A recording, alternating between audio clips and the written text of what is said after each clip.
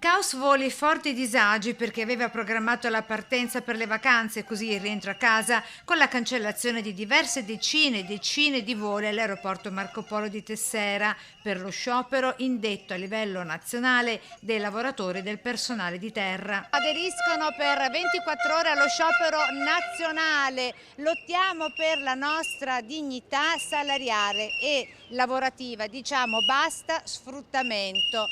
Questo lo slogan con tanto di striscione, ce ne sono tanti altri che accompagna lo sciopero, appunto per chiedere maggiore dignità salariale, ovvero il rinnovo del contratto di lavoro. Allo scalo veneziano ad aderire allo sciopero handlers, assistenti ai park, steward e hostess di terra, ovvero impiegati ai check-in degli imbarchi, molti dei quali stagionali.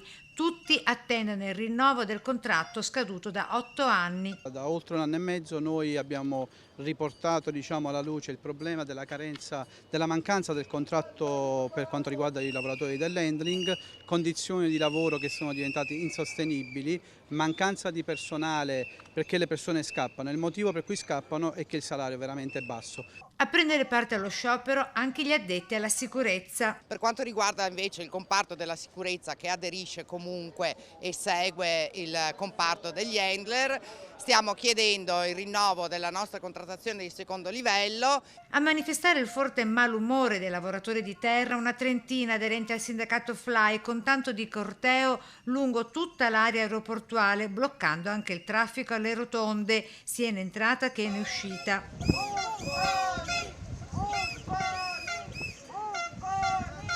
Corteo che ha raggiunto il suo scopo divenendo motivo di grande disagio e forte ira anche tra gli automobilisti che non volevano sostare lungo l'area del Marco Polo oltre i 7 minuti di sosta prevista dalla zona traffico limitato per non incappare nelle note e salatissime multe. E questo fa sì che la nostra voce possa essere ascoltata a livello nazionale.